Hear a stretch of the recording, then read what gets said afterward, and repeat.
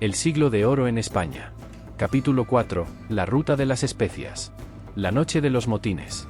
En una oscura noche de abril de 1521, en algún lugar del vasto océano Pacífico, la noche se tornaba cada vez más sombría mientras los elementos se alineaban en contra de la expedición liderada por Fernando de Magallanes. Las olas golpeaban el casco de la nave, susurros inquietantes que parecían presagiar problemas.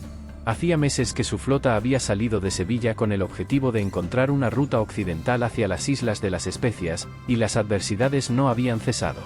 En aquel camarote, el capitán reflexionaba sobre los desafíos que enfrentaban, desde las tormentas furiosas hasta la amenaza constante del escorbuto y el hambre, y ahora, el creciente descontento entre la tripulación. Pero la mayor amenaza no provenía de los caprichos del océano, sino de las tensiones internas entre los hombres a bordo.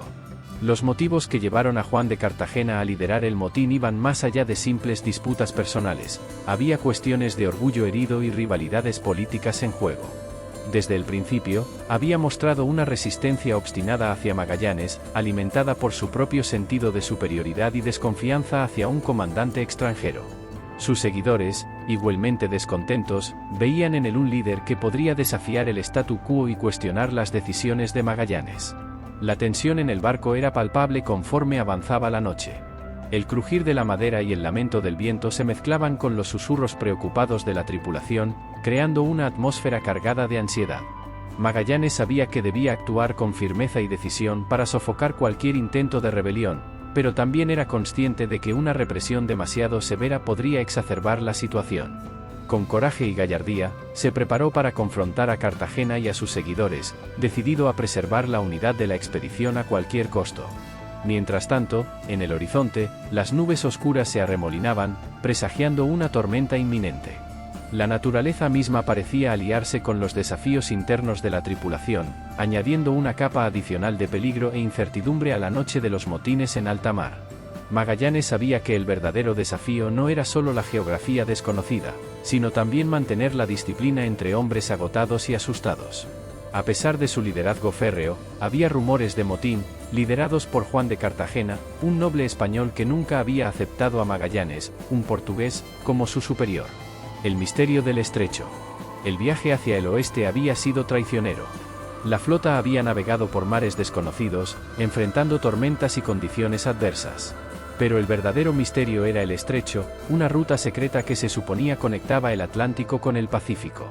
Tras semanas de búsqueda y exploración, finalmente encontraron el estrecho que hoy lleva el nombre de Magallanes.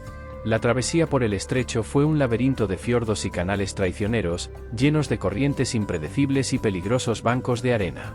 La navegación se convirtió en un desafío táctico y estratégico, donde cada decisión podía significar la diferencia entre el éxito y el desastre. Los marineros se enfrentaban a un enemigo implacable en la forma de la naturaleza misma, con fuertes vientos azotando las velas y rocas ocultas esperando para atrapar a los barcos desprevenidos.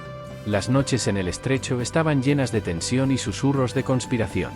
Magallanes, consciente del creciente malestar, tomó medidas drásticas para asegurar la obediencia. Cartagena fue arrestado y confinado, pero la sombra de la rebelión aún acechaba. Los murmuros de descontento resonaban entre los marineros, alimentados por el cansancio, el hambre y el miedo al desconocido. Las diferencias de opinión sobre la viabilidad de la expedición se convirtieron en un punto de conflicto constante, con algunos miembros de la tripulación cuestionando abiertamente el liderazgo de Magallanes. Mientras tanto, las conversaciones clandestinas y los planes secretos se gestaban en las sombras, mientras los marineros conspiraban entre sí, buscando una forma de liberarse de las cadenas de la autoridad y reclamar su destino en alta mar. La tragedia en Filipinas. Después de meses de navegación por el Pacífico, la expedición llegó a las Filipinas. En la isla de Mactán, Magallanes decidió intervenir en un conflicto local, subestimando la resistencia de los nativos. En una batalla feroz y desorganizada, Magallanes fue herido mortalmente. Su muerte dejó a la expedición sin su líder indomable y sumió a la tripulación en la incertidumbre. Juan Sebastián Elcano, un navegante vasco, tomó el mando de la expedición. Elcano, un hombre pragmático y decidido, comprendió que la única esperanza de regresar a España con vida era seguir adelante. Decidió evitar más confrontaciones y centrarse en la misión original, llegar a las Islas de las Especias y regresar a casa. Los misterios del Océano Índico. La expedición, ahora liderada por Elcano, logró llegar a las Islas de las Especias, cargando sus barcos con valiosas especias como clavo y nuez moscada. Pero el viaje de regreso era aún más peligroso. Con solo un barco restante, la Victoria, Elcano decidió tomar una ruta hacia el oeste a través del Océano Índico, bordeando el peligroso Cabo de Buena Esperanza. Enfrentaron tormentas violentas, enfermedades y la amenaza constante de piratas.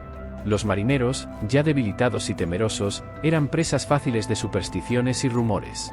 Cada noche, en las cubiertas iluminadas por la tenue luz de las lámparas, los hombres susurraban historias de monstruos marinos y fantasmas que acechaban en la oscuridad.